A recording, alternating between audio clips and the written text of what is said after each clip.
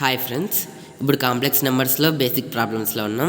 First basics అన్ని cover అయిన తర్వాత మెయిన్ ప్రాబ్లమ్స్లోకి పోదాం.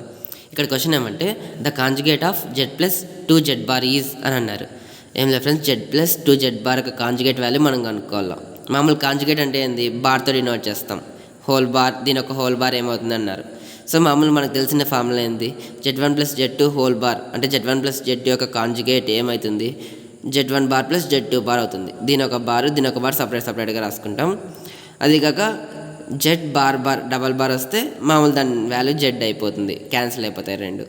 సో ఇది దీనికి చూద్దాం. ఇప్పుడు వాళ్ళు ఇచ్చిన క్వశ్చన్కి జెడ్ ప్లస్ 2z బార్కి హోల్ బార్ చేస్తాం. ఫస్ట్ ఇది సపరేట్ ఇస్తాం, జెడ్ బార్ ప్లస్ ఇది సపరేట్ 2z బార్ ఇది క్యాన్సిల్ అయిపోతుంది, జెడ్ బార్ ప్లస్ 2z అవుతుంది. ఇది ఆప్షన్స్లో సెకండ్ ఆప్షన్ ఉంది. సో ప్రాబ్లమ్స్ ఈ విధంగా వస్తే ఇట్లా చేయాలి, ఈ బేసిక్ ఫార్ములా యూస్ చేసుకొని.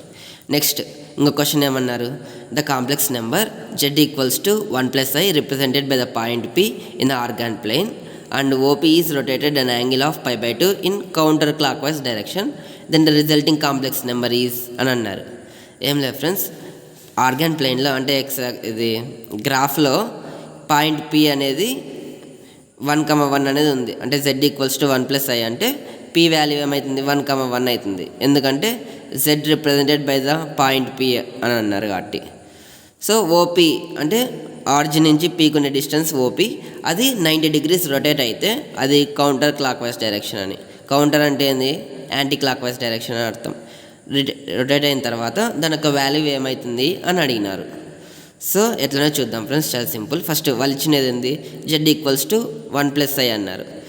a ప్లస్ ఐబి అనుకుంటే a plus i b, a value 1, b value కూడా 1.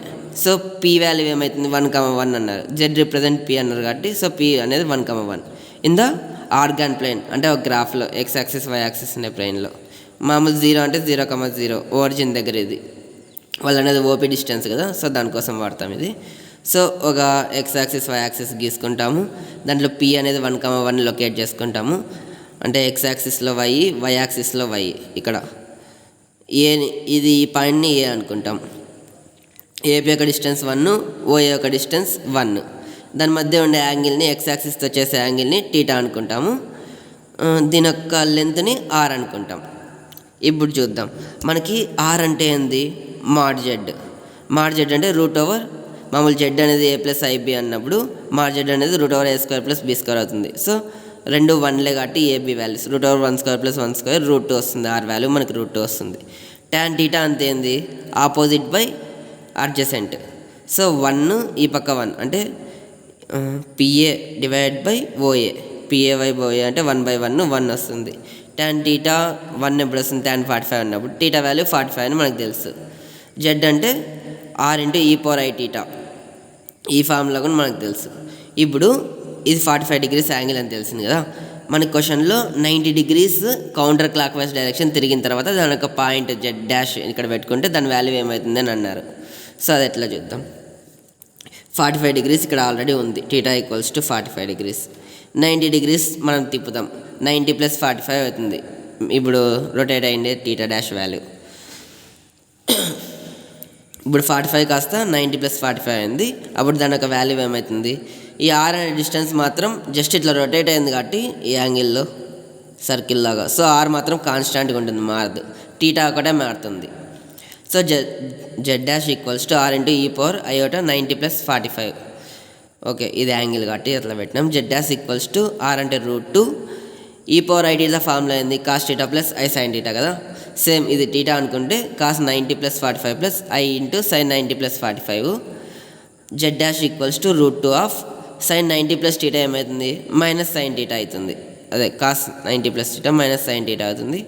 Plus i into sin 90 plus θ i cos θ అవుతుంది.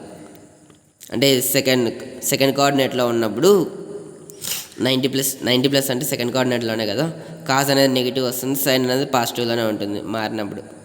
So z' equals to √2 of sin 45 అన్న ఒకటి cos 45 అన్న ఒకటి 1/√2 మైనస్ 1/√2 ప్లస్ i 1/√2 వస్తుంది. z' equals to minus i plus i that equals to i 1 common తీద్దాం. ఇక్కడ 1 - i అవుతుంది.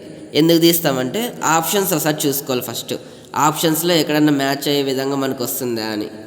మనకి అన్ని జెడ్లో ఉన్నాయి కదా, వాళ్ళు జెడ్ అంటే I 1 + I అని ఇచ్చినారు. 1 + I అని ఎక్కడన్నా ఉందా? రాలే. సో 1 అనేది నెగిటివ్లో ఉంది. మనం పాజిటివ్ తెప్పించుకున్నాక 1 అనేది కామన్ తీసినాం. 1 - I అని ఉంది. ఒకవేళ 1 + I రావాలంటే మనం ఏం చేయాలి? దానికి కాంజుగేట్ అప్లై చేయాలి. కాంజుగేట్ అప్లై చేస్తే 1 + I వస్తుంది. సో ఇది మనం జెడ్ అని రాసుకోవచ్చు. Z' ఇన్ టర్మ్స్ ఆఫ్ జెడ్లో ఎట్లా రాసుకుంటాం? -Z' రాసుకుంటాం. ఇది ఆప్షన్స్లో థర్డ్ ఆప్షన్లో ఉంది. Therefore option 3 is correct. Thanks for watching friends. Please support me by like, share and subscribe our channel. Thank you friends.